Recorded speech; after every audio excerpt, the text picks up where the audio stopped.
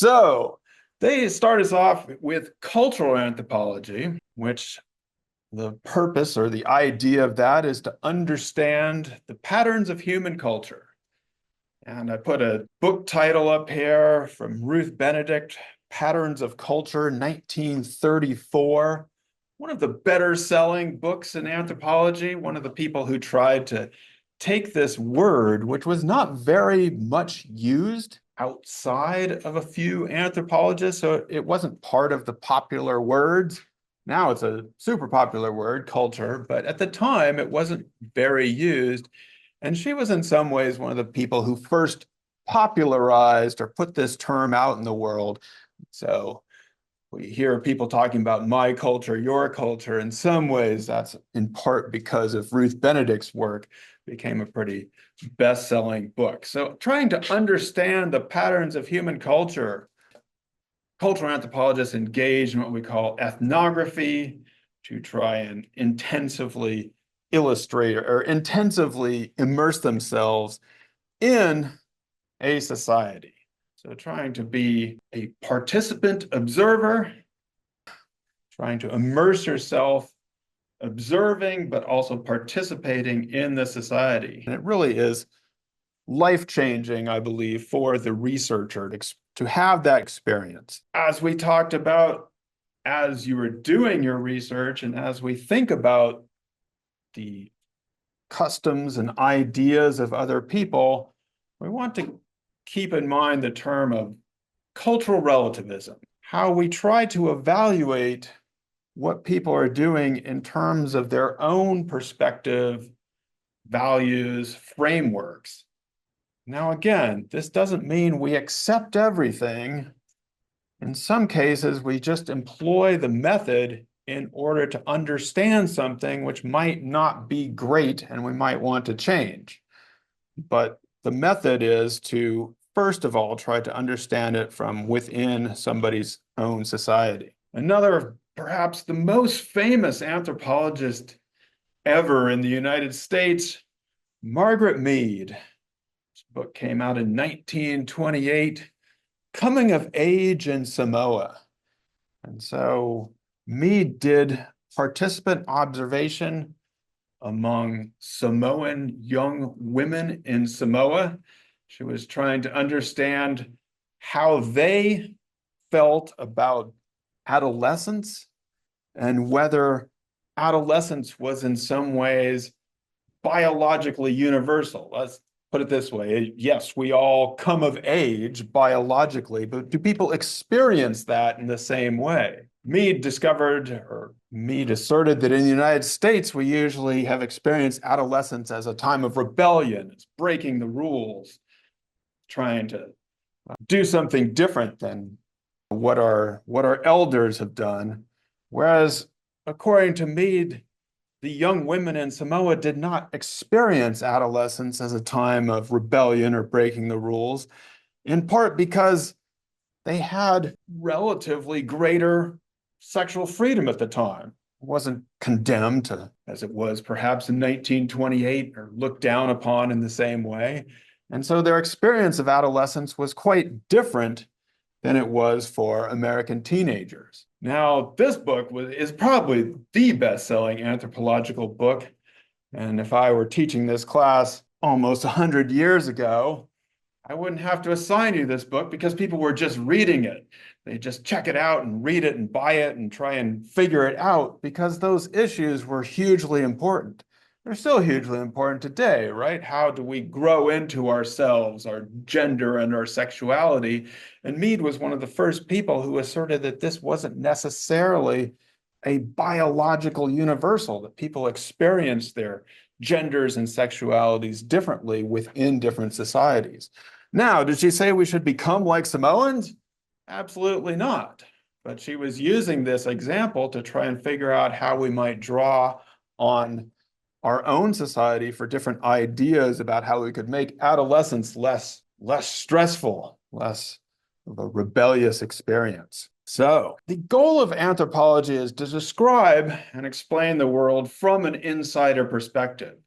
However, you as an anthropologist are never going to entirely blend in. In fact, you really don't want to. You want to maintain that position of being observer, participate when possible, but also that people know that you're an observer. Even if you have grown up in that society, once you assume the position of an anthropologist, it is a bit of an outsider perspective, which in some ways you need to have to do your research. So it's complicated. You never want to actually do what some people assume, which is to so-called go native. You're trying to participate, but you're also observing and being respectful of people who are in that society. Some of you are drawn to this idea of what some people call netnography.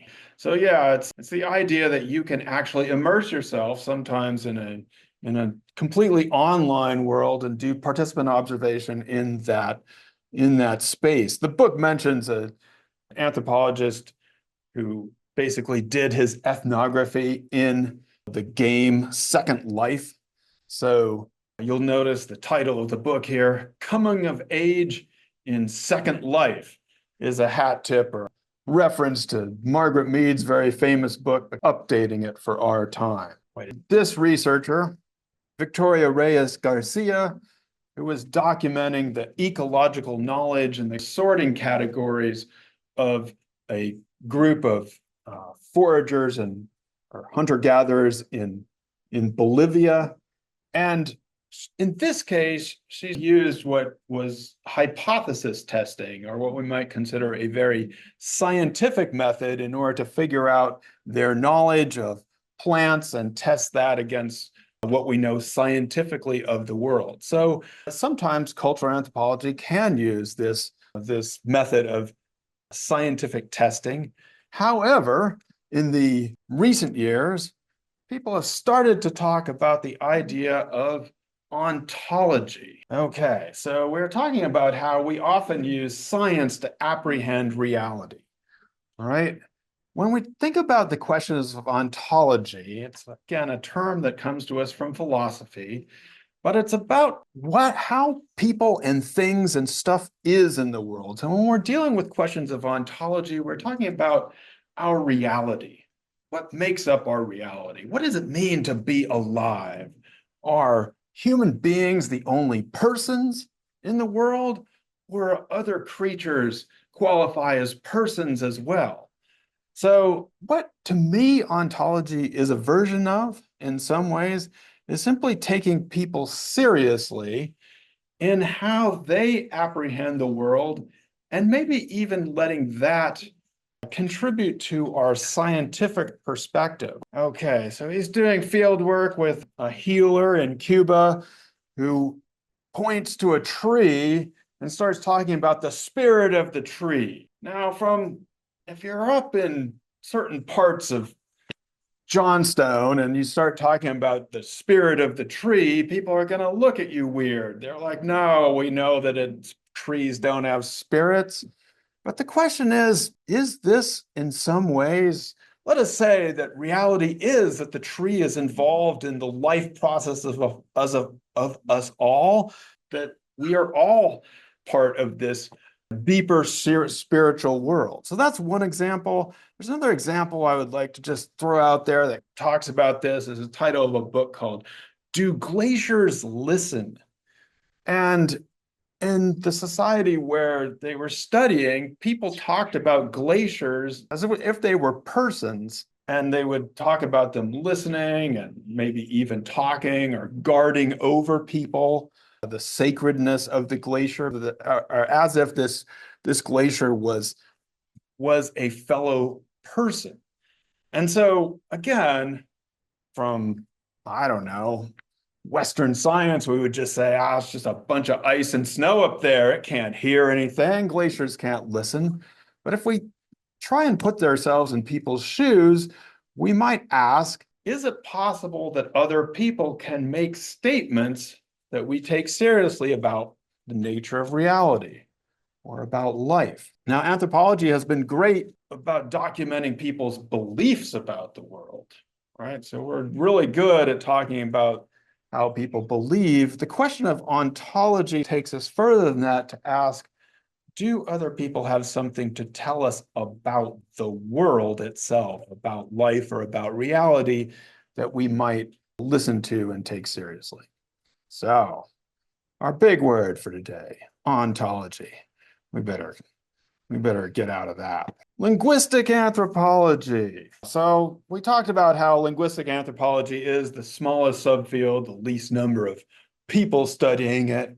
The study of language is pretty fascinating. Early linguistic anthropology was primarily concerned with the recording of indigenous languages, the preservation of indigenous languages, and also using or understanding indigenous languages. As this map shows, you can see there, it's the North Pole and the ways in which migrations from Siberia into the Americas. So before we had much archaeological evidence of how people came to the Americas from Eurasia, there was the linguistic evidence of these back and forth movements of language families there. So this was one of the pioneering efforts of early linguistic anthropology. In today's linguistic anthropologists, they are also doing field work, participant observation, ethnography. It is very allied to cultural anthropology. So on the one hand, it's impossible to think of doing cultural anthropology without language. Linguistic anthropology, of course, is going to be more focused on the language aspect of it, but there's a lot of overlap between what linguistic anthropologists and cultural anthropologists do. And in this class, we'll talk about that in terms of language. All right. Our third section of this chapter is about doing archaeology. Now, nobody mentioned this, but I did think it was important to highlight a huge part of archaeology is the archaeological survey, which can be done by walking around a place, by looking at a place from above or from an airplane, or increasingly using radar and other techniques to try and figure out the stuff that is going on below the surface. So this is a hugely important part of archaeology because you get a sense of the whole landscape and how people's activities might have shaped the landscape that you get from this wider survey view.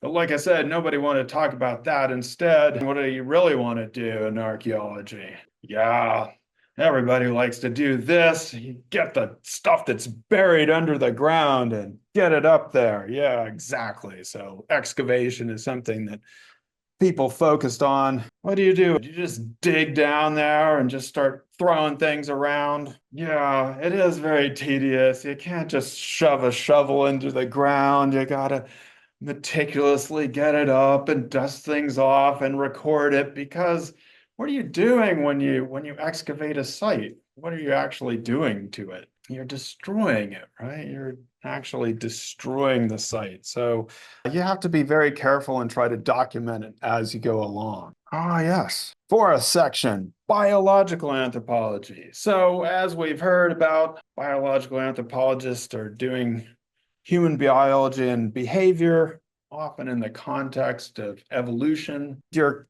quote also said that they're using all these samples to get a sense of human biological variation, how we vary as human beings, and what explains that variation. This is what we'll be tackling a week from now after our exam. That's our first thing that we do, is going to be the principles of evolution, and then really diving into the ways in which we are biologically variable as human beings. We can do other things. So this is something that we can talk about, is how something that is socially created can actually have biological effects on us. And in this case, an indigenous community, which was probably exposed to a racism within their own society and experienced this as stress and increasing the number of miscarriages. So this is interesting stuff we can do with biological anthropology. Again, we'll do this in next week, but I just want to preview this by saying that in some ways, our ideas about race, crude and simplistic way in which we tend to divide people up in the world does not match our actual human biological variation. So there is much more human biological variation in the weird ways we talk about it with race, and our ideas of race do not actually correspond to a meaningful distinction in human biology. However, racism, the way in which we put people into boxes and then put them in different places in the world and act toward them, does have social and biological effects. So while race is not biologically real, racism can be very real. It becomes part of our developing biology. The last part of this section is on improving anthropological practice. And they use a couple of big words here. One of them is decolonizing, just trying to do research, as they say, which would recognize, challenge, and address the historical and ongoing harms to colonized people. So people who have been ruled by or within their own society, like we talked about with the indigenous Maya just now, might be sub-citizens within their own society. So that's one way in which anthropologists have tried to improve anthropological practice. Another big word here, decanonization. Yeah, so this is, like I said, we have to, that word canon in there, C-A-N-O-N, not the weapon. The canon actually comes to us in the long time ago. Works that were considered canon or canonical come to us from the Bible. So the idea of what should be included in the Bible as an official text and what was floating out there that where people were like, yeah, that's interesting, but that's not going to be part of the canon, the biblical canon or canonical. And so Matthew, Mark, Luke, and John in the Bible are considered the biblical gospels. They aren't the only stories about Jesus, but those stories were not included. For those of you in the Catholic tradition, you know that you would consider those, they were called apocryphal or part of the resources that you might draw on, but they weren't part of the official text.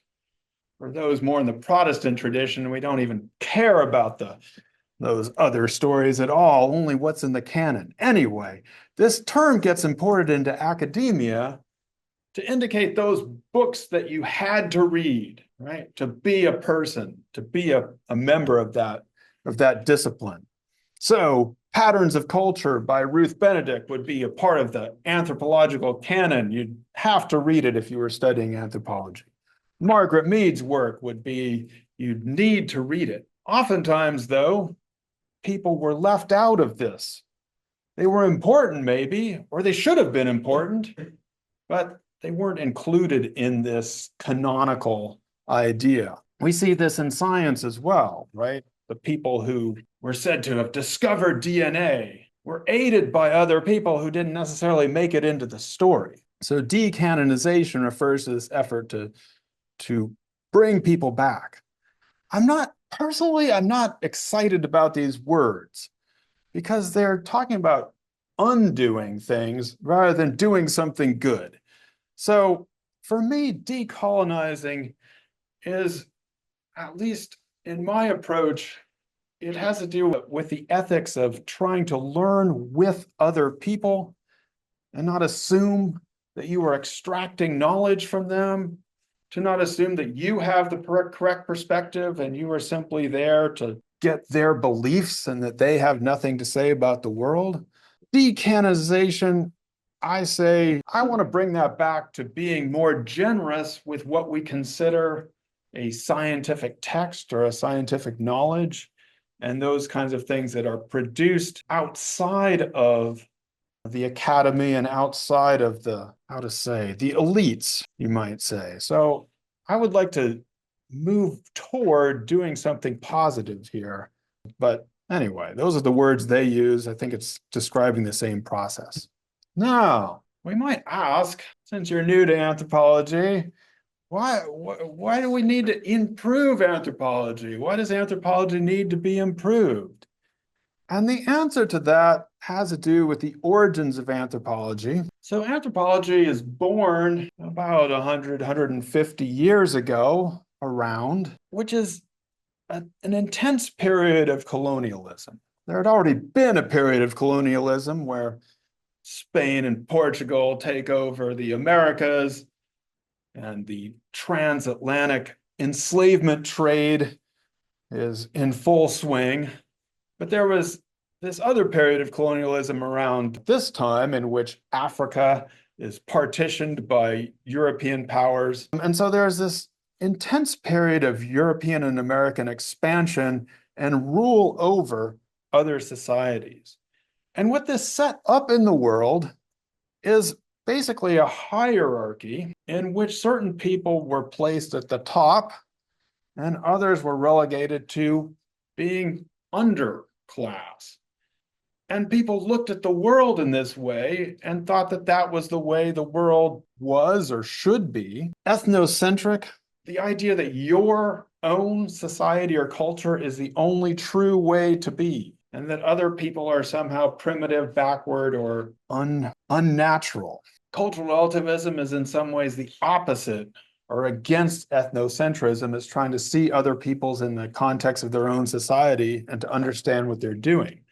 So the world at this time, 150 years ago, was built on these kinds of hierarchies. It had been made into a very unequal world. I would say that in anthropology's defense, more than any other discipline, anthropology ended up speaking against the kinds of stereotypes about other people, the kinds of racist stereotypes, the kinds of ethnocentric stereotypes, and these kinds of hierarchies. So when we think about Margaret Mead studying in Samoa and taking seriously the experience of adolescent young women in Samoa, that was something that people didn't know could be done. Or in your book, it talks about Malinowski and the Trobriand Islands and the incredible trade and migration that he witnessed there. So a lot of anthropology was speaking against the hierarchy or the social order that had been put into place and trying to, or the case of trying to preserve indigenous languages that were being wiped out in the name of civilization and schooling people. And so anthropology was trying to do that. However, anthropologists were part of their time, and they did participate in this extraction. So the idea was justified in the name of science, right? If we don't dig up these stuff and like preserve them in a museum, they'll never be preserved. Or if we don't study these bones before they decay, we'll never know. But honestly, no, not a good idea, right? Don't go digging up other people's human remains and shipping it off to a museum. Not the best, right? And so anthropologists were part of this world. Again, hopefully doing better now. And so anthropology as a discipline, at least over time, has usually been European and American people from elite of society. We might say, we're being honest, mostly white guys studying other peoples out there, right? Hopefully, anthropology will be more diverse someday. There's still probably too many white guys in anthropology, but hopefully we'll become more, include more perspectives over time. So I want to give you some examples of what might be called decanonization or recanonization, some books that and people what should have been more important in anthropology. Ella Cara Deloria gets mentioned in your textbook on page 16, actually. One of the first indigenous or Native American anthropologists, worked with some of the most famous anthropologists at the time, but in some ways didn't get credit for it and probably passed away in poverty. W.E.B. Du Bois, more famous and gets read today, did a great, amazing study of Black people in Philadelphia, which should be considered an ethnography, should be part of anthropology. He was a person who talked to had lectures with some of the most famous anthropologists of his time, but is really not read. You might read him more in sociology than in anthropology. but should be part of the anthropological canon. Well, he'll come up later in our textbook. Or Zora Neale Hurston, maybe known to us more as a novelist, but actually, like others, studied with some of the most famous anthropologists of the time, did more and longer field work in the American South and Haiti than Margaret Mead did, but really never got an academic position, was never given credit for it, passed away penniless and unknown. It was only later that some Black women authors recuperated her work and started selling again and was republished. So these are all people, one of them was mentioned in our textbook, the other two will come up later on in our course, but I want to highlight them when we're talking about who we should be reading and who should be included in the realm of anthropology. And it's not just that anthropology can be more diverse in the future. Anthropology was more diverse in the past, but we need to recuperate those efforts.